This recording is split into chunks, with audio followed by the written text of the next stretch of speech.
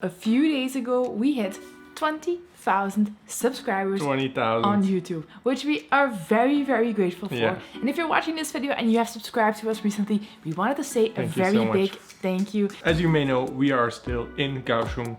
We've been here for about 3 weeks now, I think. We will be here for at least, I would say, 2 weeks more, maybe more. Who knows what the future will bring, but at least another 2 weeks. We've been having a really great time here in Kaohsiung and Taiwan in general, to be honest. And we have a really great apartment which we're sitting in right now. We're not going to give you a full tour right now. If you want to see, did that in the previous video. If you want to see our beautiful little apartment, go check out the previous video. We will put a link somewhere here, right over Naick's face. Right here, cross his eyes. Oh, no. There will be a link. We'll put it here. Okay, we'll put it there. Fine. So far, Kaohsiung has been really, really nice because it's really, really lush and green and close to the mountains and the nature, especially for a city its size. So we have been social distancing while still having some fun. And we made a post on our YouTube community asking you if we did a Q&A, if you would like that, if you had some questions for us that we could answer in the video. And we got a bunch of questions that we're gonna answer today. All right. So get ready for some answers. The first question from, his name is 3 Chinese characters, which is like... That's not his name. His name consists of 3 Chinese characters. Oh, his my name is 3 Chinese characters. Li Wei Wan. Probably horribly pronounced. I apologize for Naick's pronunciation. I'm wondering what's the most dangerous place you've been to and how do you deal with the threat of a burglar? Interesting question. It is an interesting question. It's actually a question that we get asked quite a lot when we go to certain countries that have a not so good reputation. For example, when we went to Mexico, especially Mexico City, we would get the question quite a lot, like, isn't it dangerous? In case you only recently joined us on our channel, we've been traveling for over a year now. So we've traveled to a bunch of places in Latin America and in Asia. To be honest, we never really felt unsafe anywhere we went. I mean, we went to Mexico City, which doesn't have the best reputation.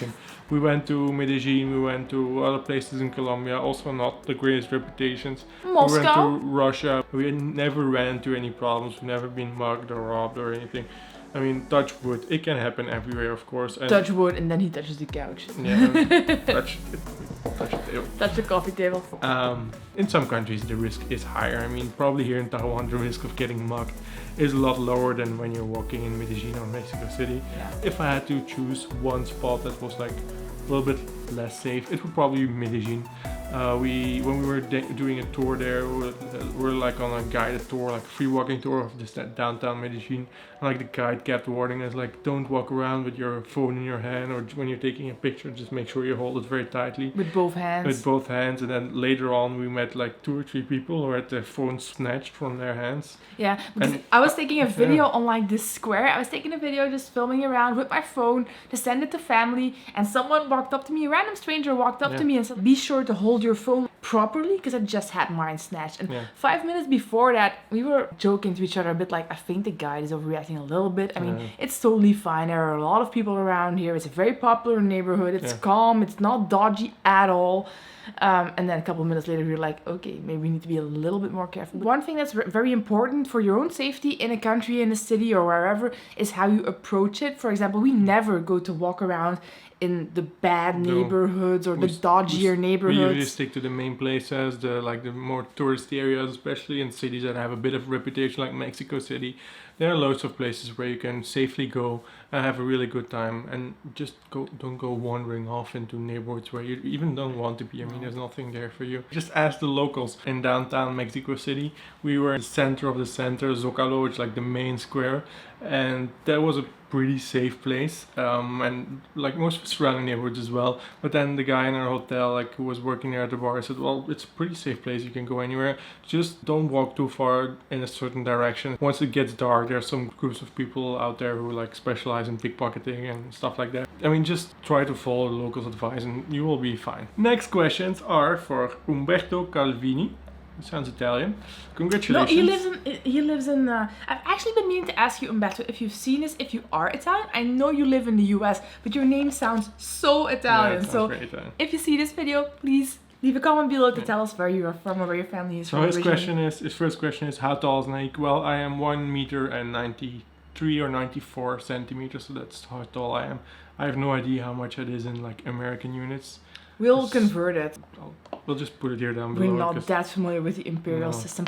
I, for reference, am 1 meter 73 centimeters, so about one head smaller than Nobody you. asked that. I Nobody know, cares, but I Kim. feel like Kim. sharing. I feel like sharing. No, Sharing it's is not in caring. the questions. His next question is, what were your careers before? Before we started traveling, we worked normal jobs at home Yeah. in Belgium. We worked for 6 years, six Yeah. and a little bit, Six and a half, six and almost. a couple of months.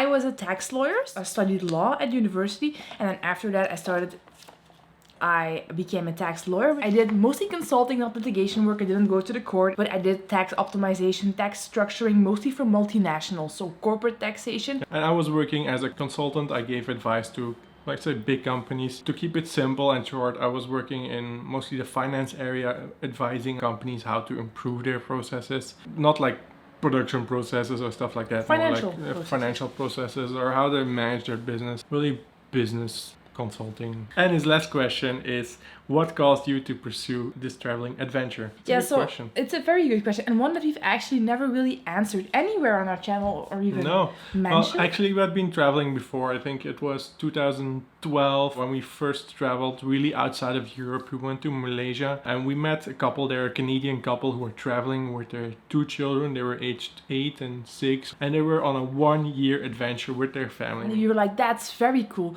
but we could never do No, that. we can I mean, never do it. we just started Financially, working. and we just started working and we just bought our apartment and stuff We were like that. pretty career-minded at that Yeah. point as well. Over the years, we kept meeting more and more people Yeah. who were doing the same. Like every time I'm meeting people who are traveling for 3 months, 6 months, 1 year, 2 years even.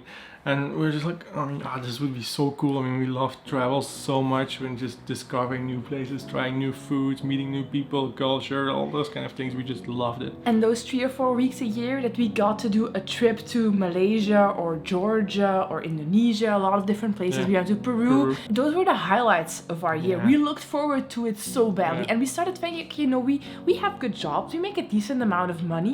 If they can do it, why not us? Yeah. If we plan ahead for it, why not? So after a while we thought that, well, maybe we can do this too. And I think also at some point we were becoming less career-minded because Yeah. we started to think, well, this whole working your butt off thing, which we both had to do in our Yeah. jobs, it's not all it's cracked up to be. We were working corporate jobs and I mean, once you're in that kind of thing, in that kind of scheme, it's like, Scheme, it's a ploy. Don't go for it. nah, I mean, like The corporate ladder the structure. corporate ladder structure, and I mean, it's always like getting to the next level, and then you think, okay, you need to work 2 years, work your butt off, and then Work you become really hard, get promoted. get to the next ladder, and then you're like, nothing really changes. When I looked up the ladder, like the really top guys in the company I was working for, and I saw the life they were leading, not that there was anything wrong with their life. I mean, a lot of people clearly liked it, but They worked very hard. And they worked very hard. But I just saw that like that was not for me. That was not the life I wanted to lead. Constantly choosing between your life and your, well, not your life, like constantly choosing between your family and your work. All those kind of conflicts, and yeah, it just wasn't for us. We felt like we needed a bit of a big adventure while we were young and didn't have too much stuff tying us down. And we made like a calculation of how much money we needed, and then we got more of an idea of what the real cost would be of traveling for 1 year. And we said, okay, yeah, maybe it's possible. Maybe we can make a separate video on that someday, because I think it's a really interesting topic and I wish I'd known a bit more about it before we did 1 year of travel. And then we just made like a plan. I mean, we make X amount of money every year, every month. We need this amount of money to pay for our apartment, to like do the normal expenses, and then we just lived quite cheaply for 2 years, 2.5 years, I don't know exactly. Close to 3 like, years, I think, yeah. Well, we just made a plan and we stuck to it. I mean, we made a choice to spend a lot less money on stuff and buying clothes and buying stuff. I think the only thing we really spent still quite a bit of money on was like going out for dinner once in a while and just meeting up with friends and food and just experiences a little bit. Not stuff. So I mean, that's how we saved up for it. It also answers the next question: how do we afford to travel? We just saved up to be able to afford 1 year of travel, and actually we saved up to afford more because we wanted to have a good buffer after that. Like if we come back to Belgium and we need to search for jobs, or if we have something that you never know if you have a medical emergency that's not covered by your insurance, stuff like that. So we saved up quite a bit more to be able to afford it. Or if a pandemic happens and you find yourself flying to Taiwan and staying there until the pandemic is over, you need some cash. Yeah. So we've mostly been living off of savings. We also made a bit of money from YouTube so far, but it's not that much. People sometimes ask us if we live off this YouTube channel. If only. I would love to. We make a little bit of money off of ads that YouTube runs on our videos. So every time someone clicks an ad, please do click our ads. Please feel free to click our ads. They're the best ads out there. Every time someone clicks an ad, we make a little bit of money from that. It's mostly a few hundred euros every month. We also have a Patreon account where we have a few people who really enjoy our videos and want to support us in continuing to make these videos. In return for like a very small donation, we give them access to behind the scenes videos, pictures, Q&As, live streams. We also have some people who we send a postcard every single month from our favorite place we are in that country at the time. So if you want to help us continue to make these videos, if you really enjoy them and you want to see more of them in the future, feel free to head on over to our Patreon page and see if that's something that you're interested in. That would be nice. That's also something that helps to keep us on the road. It helps to keep us on the road. So if anyone and I have to wants feed to help Naick. out with that. You can see he's 193 centimeters tall. He's really big. He takes a lot of food. So we have a question from Simone and also a question from After the Calm. Like the questions are different, but I think our answer is the same. It's pretty similar. So what are the craziest, riskiest things you guys have ever done traveling? And the other question from After the Calm is, what's the most unusual place or experience you've had on your travels so far? We did have an adventure in Mongolia that I in think particular Mongolia, that one takes the cake. If you've never seen our videos from Mongolia, maybe you can go back. I can link a bunch of them here below in the description box. Mongolia is a pretty unique place. We were there last year in summer and it's a very, very remote destination. Mongolia is sometimes called the Big Nothing. It has a population of 3 million people. Half of those live outside the capital, spread out all over the country. And there's absolutely no tourist infrastructure there at all. Like there's really no... Oftentimes there's not even roads. Oftentimes there's not even roads indeed. And what we did there, that is one of the crazier things that we ever did. It might not sound crazy up front, but please hear us out. Is a horse trek to the so-called Satan people, all the way in the north of Mongolia. North, like in the mountains, in the swamps, and the grasslands, wetlands. And we thought, well, it's a horse trek, 2 days on a horse. I mean, it's adventurous, but I mean, it's nothing really crazy. I mean, just like 2 days on a horse, it will be tiring, will be a bit difficult for the legs and like the back and whatever. But whoa.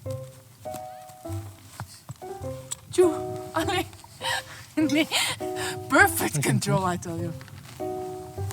Choo. Choo. Choo.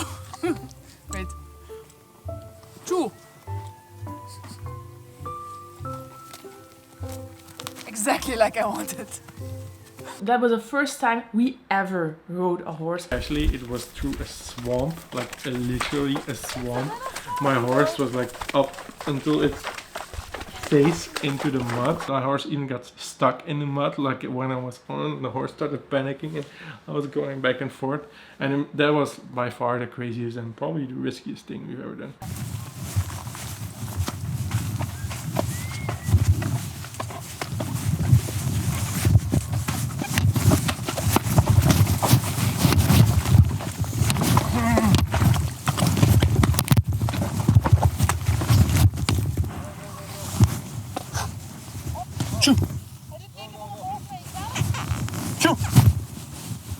But so worth it. It's all the way up in the north of Mongolia, somewhere in the middle of nowhere. And people who live there are the last reindeer herders of Mongolia.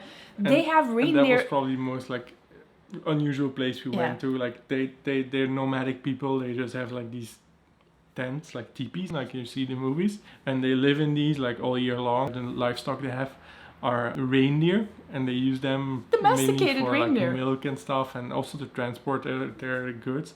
And some of them even ride them. So we saw people riding reindeer. It's crazy. Good morning and welcome to the northern taiga, all the way up in the north of Mongolia, where it is Christmas all year long.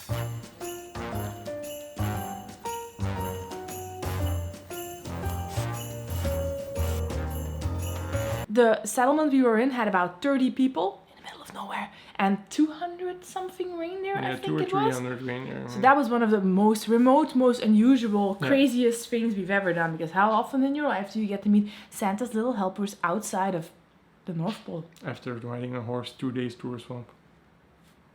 Next question from Frankie Torres. Do you guys have any siblings? Well, I don't, or at least not that I know of.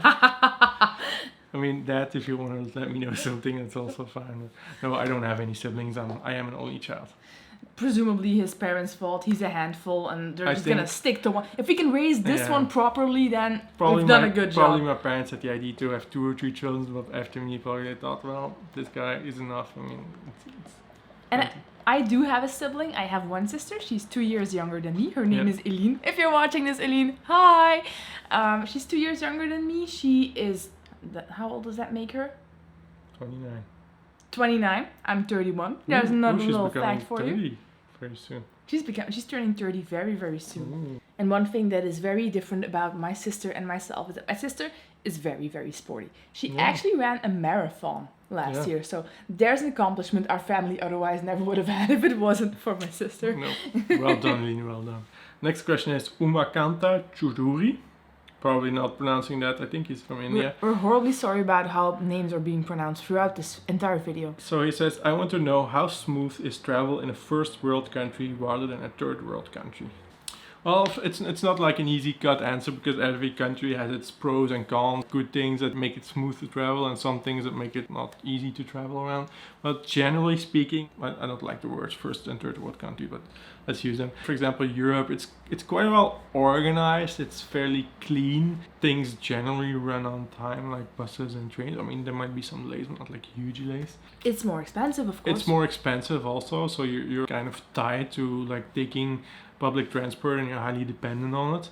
Well, for example, if you look at third world country, it's not that well organized, of course. There's more delays in trains and stuff like that as well. But it's also, in some regards, easier because you have more affordable options like taking a taxi, taking a rickshaw. I mean, that just makes it also a lot easier to travel sometimes in third world countries. It's a lot more chaotic to travel to than in Europe, but that also has its benefits because you don't have to stay within a well-defined lines of what is possible and what is not. Society is generally more creative in finding solutions for things. If you need something, you can find somebody who can offer you that. Like they really think about solutions, think outside of the box. How they can help you. People are very warm and welcoming and go out of their way to help you. Really, that's really nice. The next question is Ali Safti. I think he's from Egypt, if I'm not mistaken.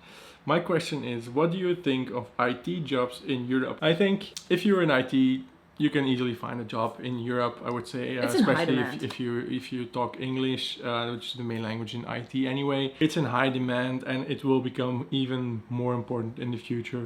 And there's a huge shortage of IT people in Belgium and I guess in the rest of Europe as well. So, I mean, if that's the reason why you're asking the question, probably there's plenty of IT jobs in Europe and good luck finding one. Ali? Also, I think the main language among IT people is not English, it's code. Ooh.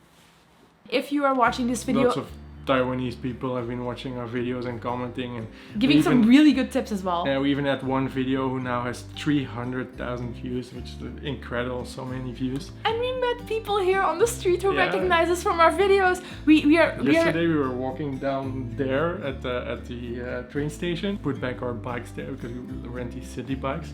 And we were walking back and like this guy was like, hello! And he just had his phone with our video on. It's like, is this you? He was watching the video at the very moment that we happened to walk by. And he was like, oh, so nice to meet you. And he's like, yeah, nice to meet you. And we talked a little bit with him. So really nice. So we hope this video has answered some of the questions you have. If you have any other questions for us, please leave them in the comments below. We try to respond to every comment. Yes, indeed. If you enjoyed this video, please leave a big like. And if you want to see more of our life here in Taiwan, of what is gonna happen after we leave Taiwan, what the future brings, make sure to hit the subscribe button and we'll see you in the next one. Bye bye.